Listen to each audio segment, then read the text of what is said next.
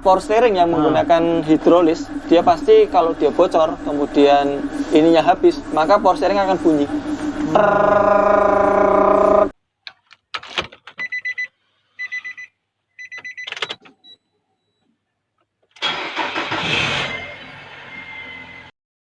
Sobat Otomotif dan AHPedia, sebelum kita lanjutkan video ini, jangan lupa subscribe ya, agar tidak ketinggalan tips, tutorial, dan konsultasi tanya jawab terbaru dari AHPedia.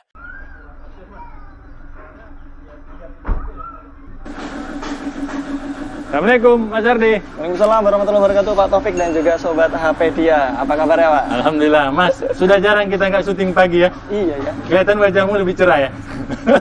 Soalnya padat Pak kalau pagi itu. Jadi agak crowded ya. Kalau Iya. sore kita kan seringnya syuting di atas jam 4 sore. Iya, jam 4. Nah, jadi kalau jam 4 udah agak Iya, benar. Tapi Ini kalau lagi pagi padat. jam padat-padat ini kawan-kawan semua. Banyak yang datang ke sini di hari kerja Senin ya, Mas ya? Senin hari ini. Iya. Mas Ardi, Ya. kita lagi buat konten apa nih?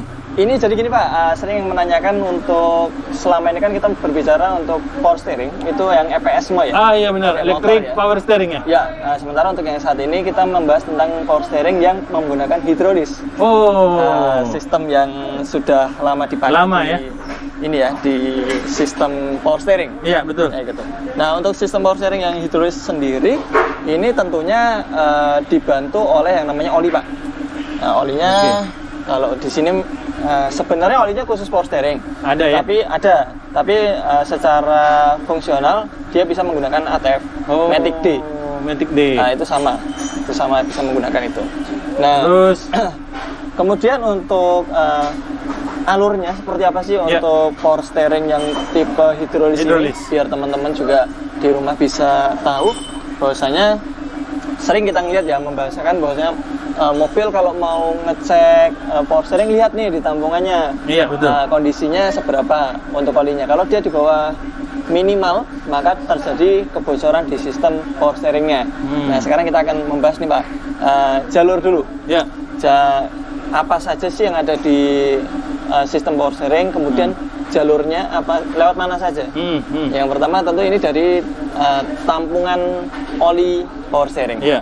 Ada di sini namanya reservoir tank ya. Iya. Reservoir tank ini tampungan ini dia di sini nggak ada sensor Pak tapi nggak ada sensornya, dia hanya tampungan saja. Oke. Kemudian di dalamnya sini biasanya ada kayak katupnya. Nah ini ada beberapa parameter di sini Pak Taufik. Ya, ini ada hot min, ada hot max, ada cold min, ada cold max. Nah, apabila posisi mesin dalam kondisi dingin itu biasanya bermain di cold ini Pak. Cold max. Cold max. Oh. Kalau dia udah minimal harus ditambahin. Jadi bermain di antara sini. Nah, kalau dia kondisi mesin panas, dia akan naik.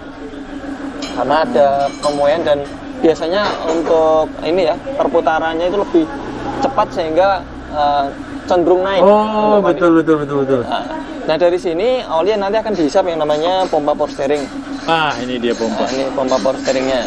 Seru ini. Ini sudah kita bersihkan, tadinya kelumut lah, banyak sekali kotoran. Nah, tapi karena memang dipersiapkan buat konten ya, buat teman-teman sekalian. Nah, ini di sini ada pompa bentuknya seperti ini, dilengkapi dengan puli. Puli ini nanti dia akan mendapatkan dribble. Dribblenya ada di sebelah sana. Nah ini nanti akan langsung bersinggungan dengan crankshaft ya. Ketika mesin berputar atau hidup, maka ini pun juga ikut berputar. Dia akan mulai memompa. Jalurnya adalah mulai dari sini. Tangki sini nanti akan diteruskan oleh selang masuk ke inputnya sini Pak. Ketika masuk ke inputnya sini nanti akan dipompa. Sama seperti halnya pompa-pompa lainnya, dia memberikan tekanan. Oh benar. Tekanan ini sangat besar sehingga keluar dari sini Pak. Nah, makanya di power steering itu ada namanya selang high pressure. Selang tekanan tinggi. High pressure ya. Nah, ini sudah ada. Nah, selang tekanan tinggi ini dia harus tahan terhadap tekanan, tahan terhadap panas. Karena dia posisinya berada di dekat dengan mesin. Seperti itu, dan dia fleksibel. Dia fleksibel, nggak boleh kaku. Nggak kaku seperti AC Mas ya? Seperti AC pipa ya. Hanya pipa murni itu enggak. Kalau AC itu kan memang ada yang fleksibel Pak. Ada juga yang fleksibel. Pipa. Ketika dia udah keluar dari kondensor masuk ke evaporator dia menggunakan pipa. Tapi ini dia menggunakan ada selangnya, fleksibelnya. Nah, di sini di ujung-ujung sini dia memiliki seal. Oh, ada silnya itu? Ya, ada silnya. Oh iya, hitam ya? Ya, hitam. Karet. Kita langsung saya membicarakan masalah yang terjadi di power steering ketika Pada umumnya? Pada umumnya, Ya. ketika terjadi penyusutan di oli di ini, Ya. di tangki reservoirnya ini, itu dia mengakibatkan, itu dia disebabkan ini Pak, disebabkan oleh High pressure. high pressure-nya ini dia biasanya pecah atau mungkin dia rembes di pojok-pojokan karena dia tekanan tinggi. Nah, ini, kalau ini masih original. Originalnya dia memiliki ini ya pembungkus. Pembungkus. Kalau dia sudah pernah ganti, dia pembungkusnya hilang. Oh. Ini akan kita coba buka. Nah di sini Pak, ini ada klem. Nah, terlihat ya? Iya, iya. Di mobil ini sebenarnya udah ada tanda-tandanya. Rembes ya? Ini udah rembes nih. Ini udah rembes. Nah, biasanya nanti akan kalau oli tersebut kurang, sementara dia tidak terlihat adanya tetesan di bawah, Iya. itu biasanya tertampung di sini, Pak. Oh, di bawah. Ya, di ininya, di Karena dia pembungkusnya modelnya ini ya, bungkus. pembungkus ini. Oh. Ya, jadi kok nggak ada tetesan di bawah? Iya. Biasanya terjadinya di sini. Ini yang paling sering. Oh. Jadi selang tekanan tingginya itu dia bocor. Nah, setelah masuk dari selang tekanan tinggi, di sini ada sensor. Oh, ada sensor ya? Sensor power steering. Biasanya kalau mobil-mobil yang menggunakan sistem hidrolik seperti ini, apabila dia menyala PS-nya, Iya. maka dia ini sensor ini kemungkinan olinya itu kurang. Kemudian dia diiringin adanya bunyinya itu ker seperti itu. Nah, seperti itu. Nah, itu kalau dia sudah ini sudah bocor, maka tekanan yang masuk ke register itu menjadi kecil, Pak. Itu biasanya terjadi berat. Oke, Itu yang paham. mengakibatkan. Betul. Nah, Gara-gara oli berkurang. Olinya kurang tekanannya. Iya. Nah, ketika dia sudah seperti itu, dari masuk ini selang ini, dia Iya. masuk ke sini, Pak. Masuk ke dalam sini. Oke. Nah, masuk dalam sini dia dapat subgear namanya. Nah, ini namanya subgear. Di sini ada 2 seal. Di sisi bawah dan di sisi atas. Tapi di sini ada lubang-lubangnya. Nah, ini yang bikin setirnya itu jadi ringan. Pertama dari sini.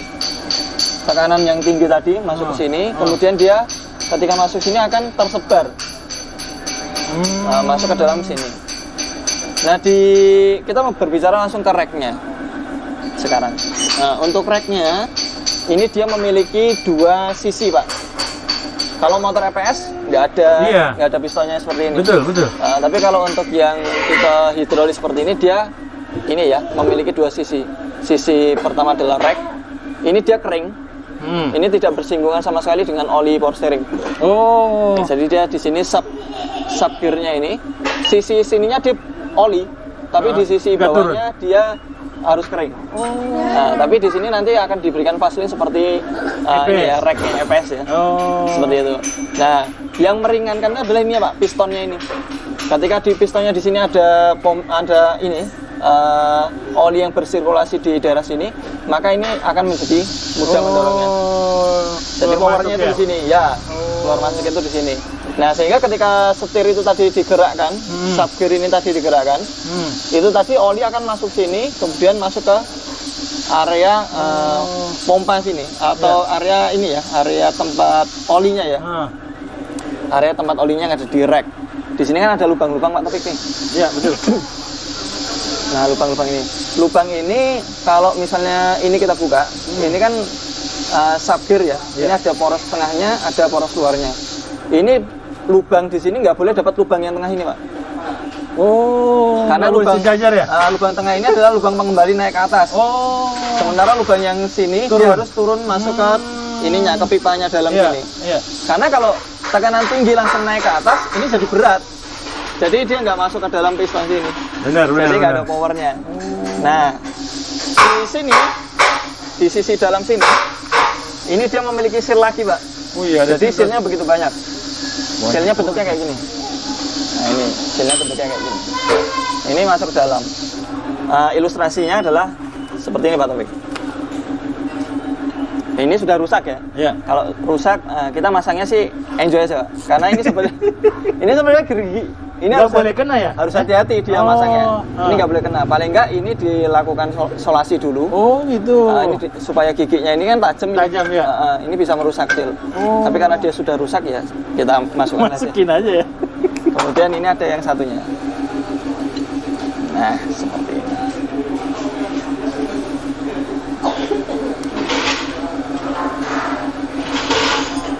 Ini silnya juga udah rusak, Pak. Itu seal Samping. samping ya? Seal bodi samping yang di sini. Iya, betul. Nah, ini simulasinya seperti ini. Jadi ketika setir kita putar seperti ini Pak Taufik, ini oli ini masuk sini, kemudian dia akan masuk ke dalam sini Pak melalui selang ini, Benar. berada di sini. Nah, oli yang ada di sini itu yang akan meringankan piston. Oh. Jadi pergerakan piston ini menjadi ringan ke kanan ke kirinya. Oh. Nah, itu yang bikin setir itu menjadi ringan. Ini yang disebut pistonnya berarti Mas ya? Ya, ini yang disebut dengan pistonnya. Okay. Pistonnya yang ada di dalam rack ini. Benar. Nah, permasalahan di rack sendiri dia terjadi kebocoran. Di seal ini, Pak. Yang paling sering adalah seal ini karena dia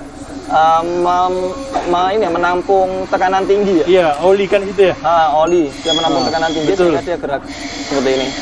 Kalau posisinya seperti ini, dia ada kotoran sedikit saja, maka seal ini bisa terbuka. Bocor. Okay. Makanya di ujung sini ada namanya hood rack.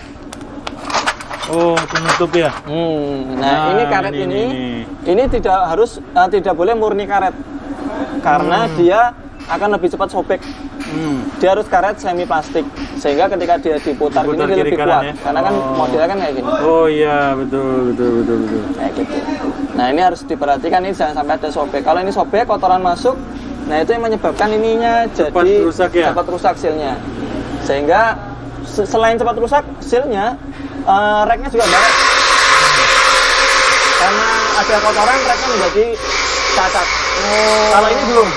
Karena rack ininya masih bagus, bootnya masih bagus. Kayak gitu. Jadi ini masih aman. Nanti kita akan bersihkan saja. Nah, kemudian di samping di sini ada sealnya, di pinion sini juga ada sealnya Pak. Ini kurang lebih sealnya ada dua ya. Iya. Nah, ini satu posisi yang ada di sisi sebelah bawah. Kemudian yang satunya sisi sebelah tengah. Tapi ini udah dihancurkan. Oh iya. Untuk mengambilnya kan harus membuka harus dilepas. Nah, untuk pelepasan itu biasanya jarang selamat. Oke. Lebih seringnya rusak. Nah, ini kita anggap ini yang sisi sebelah atas. Nah, ini yang paling sering terjadi ketika habis di repair ya Pak. Habis di repair, apabila dia ininya kebalik, pipa ini kan harusnya dia kan masuk ya ke bawah. Oh iya, betul. Ketika ini kebalik keluar sini dan kemudian yang panjang ini masuk sisi bawah, maka setirnya begitu starter Pak. Oh, jadi seperti pompanya itu jalan gitu ya? Pompanya itu langsung kayak balik ke bypass itu. Sehingga begitu keras. Seperti itu Pak Taufik. Nah, untuk permasalahannya itu tadi. Jadi alurnya adalah dari pompa. Dari pompa ya. Kemudian masuk ke sini. Nah, kemudian kalau sudah kinerjanya sini sudah udah normal, dia akan bersirkulasi lagi naik ke atas. Naik lagi. Dari sini kan dia kan masuk. Betul. Kemudian dia akan keluarnya di sisi sini. Kemudian ini ada kembali lagi ke tangki sini. Tangki atas ini dia ada out ya. Ada selang pengembalinya ke atas. Pengembali ya. Nah, apabila dia misalnya terjadi kebocoran kemudian diabaikan, penyakit apa aja yang sering muncul, itu yang pertama adalah pasti dia akan timbul bunyi dulu. Selang atau power steering yang menggunakan hidrolis, dia pasti kalau dia bocor kemudian ininya habis, maka power steering akan bunyi. Kayak gitu. Dan itu suaranya kencang. Suaranya kencang banget. Nah, kalau misalnya teman-teman sekalian membawa mobil ketika dia dibelokkan ada bunyi itu, maka cek apakah di tampungnya sini olinya habis. Kalau habis langsung ditambahkan saja. Kemudian jangan nunggu lama, bawa ke bengkel spesialis power steering. Nah, Mas Ardi, saya melihat perbandingan antara yang EPS dan hidrolis. Ini sangat banyak ini ya, banyak partnya komponennya lebih dibanding ribet yang ini ya, yang tipe hidrolis ya dibandingkan dengan yang motor. Gitu, karena memang motor kan tujuannya dibuat supaya nggak ribet. Oke, nah tapi ada yang aneh Mas, saya lihat di rack setirnya ini kok yang kemarin berapa kali kita buka, Ya. baik itu yang 2500, 1500 cc, itu sering hancur di sini. Ini Ya. bersih saya lihat. Jadi gini Pak, kalau untuk yang itu rek dia kan murni ini ya, dorongan tersebut seolah-olah rek itu bekerja sendiri. Jadi tidak ada dorongan yang meringankan dia. Tapi kalau untuk yang hidrolis kan dia motornya atau penggeraknya atau powernya itu kan dari dalamnya reknya ini sendiri. Benar. Sehingga ketika dia diputar saja, mana tadi ya sabirnya, ngumpet. Ya. Nah, sehingga ketika ini diputar saja, maka oli tadi udah bersirkulasi Pak. Jadi oli tadi masuk ketika diputar, ini kan di sini ada celahnya nih Pak. Nah ini dari sini ya, ini saya sogok sebentar. Nah jadi ketika setir ini Pak, ini misalnya gini ya posisinya, kemudian dia digerakkan seperti ini. Ini kan di sini kan ada lubang Pak. Benar. Nah Pak Taufik bisa ngeliat simulasinya Pak. Apabila oli itu tadi dia masuk seperti ini, nah di sini ada lubang tuh Pak. Iya. Kelihatan di kamera ya. Kelihatan. Ya. Nah, ini lubangnya kecil banget, sebesar lubang ini. Nah, apabila ini digerakkan, ini kan dia kan lubang ini akan bertemu. Yang tadinya buntu akan bertemu dengan lubang. Nah, ketika bertemu dengan lubang, oli udah sirkulasi masuk ke sini, Pak. Otomatis ini ada dorongan. Benar. Nah, kalau ini ada dorongan kan ininya jadi ringan, Pak. Iya. Nah, ini lebih awet. Untuk sabir dan ininya, reknya itu lebih awet. Kalau yang tipe-tipe EPS, itu kan powernya dari atas. Iya, dari atas. Jadi powernya dari atas itu sudah ringan karena ada motornya. Tapi di bawah berat. Kayak gitu, makanya rek steer untuk yang tipe EPS lebih cepat rusak di ininya, rek and pinionnya. Tapi kalau untuk yang ini, karena ini dia mendapatkan dorongan, jadi ininya ringan. Kalau yang EPS di powernya di sini, Ya, betul. Kalau yang hidrolis Powernya di sini, di asnya, sehingga ini paham lebih awet ya, lebih awet. Kayak saja itu yang harus diperhatikan kebocorannya. Karena kalau untuk yang tipe-tipe hidrolis ini lebih rewel terhadap kebocoran. Betul ya. Mungkin mobil 4 tahun sekali kan udah mengalami yang namanya kebocoran di sistem ininya, sistem power steeringnya, seperti itu. Baik, Mas Ardi, bagaimana perawatan dari power steering yang hidrolis ini? Ya, untuk power steering tipe hidrolis perawatannya tentu hanya pada sisi kebocoran saja, Pak. Sisi kebocoran saja. Kemudian kalau bila diperlukan itu dia nguras ini aja sih, nguras oli. Maintenance juga tetap di oli, sama kayak ini ya. Minyak rem, kemudian transmisi, oli mesin itu kan mereka kan mendapatkan power atau intinya itu keawetannya itu kan dari oli. Ketika olinya sering diganti itu juga lebih mengawetkan parsial part di dalam karena kondisinya ini ya, apa itu namanya, gampang aus. Ada penyebabnya aus. Barang sesuatu yang berputar itu pasti ada ausnya. Nah, ausnya itu pasti akan tersirkulasi sama oli. Nah, nanti kalau olinya diganti, paling enggak dia tidak menambah buntu atau menambah kotor yang ada menempel di seal. Kalau di seal ada kotorannya, baik dari aus yang ada di power steering maupun di luar, misalnya kayak ini bootnya ini tadi sobek, itu akan mengakibatkan seal itu tadi cepat rembes. Jadi ini sealnya. Nah, kita bayangkan saja kayak gini Pak Taufik, ini baru aja saya pegang. Ini kalau saya mainkan seperti ini kan kotorannya kayak gini. Nah, makanya di sistem ini harus ada boot. Benar-benar bersih ya. Harus ada yang menutupi dari kotoran. Kayak gitu. Ini baru tangan, nanti kita cuci. Ini seal yang lama gitu. Berarti pengaruh dari boot itu juga sangat berpotensi untuk lamanya bertahan usianya ini ya, usia seal yang ada di rack steernya. Seperti itu. Untuk yang selainnya sih yang penting memantau ininya Pak ya. Memantau ya, tentu ada kebocoran kayak tadi yang selang ini ya. Iya, selang juga ya. Usia ya. Usia. Di samping dari kebocoran seal, ini juga usia selang. Ketika dia ini pecah atau rembes kayak tadi, itu akan mengakibatkan tekanan itu tadi turun. Kalau dia diabaikan terlalu sering kosong, itu akan mengakibatkan pompanya ini rusak. Karena di dalam ini kan ada kayak Piston? Ya. Piston juga? Apa ya namanya? Kayak katup gitu ya, Pak. Oh, katup. Dia bermainnya dengan sejenis katup gitu. Nah, itu dia bisa saja rusak. Dan di dalamnya kan ada sil-silnya. Itu pun juga sil-silnya nanti bisa cepat aus. Seperti itu. Oke, berarti ada 3 yang harus diperhatikan ya. Sil, selang, dan pompa. Pompa. Oke. Untuk pekerjaan ini lebih ribet mana? Antara EPS dan hidrolis? Dan berarti masuk ke jasa berapa nih? Oh iya, kalau untuk pengerjaan seperti ini, dia antara EPS dengan hidrolis tentu lebih ribet yang hidrolis.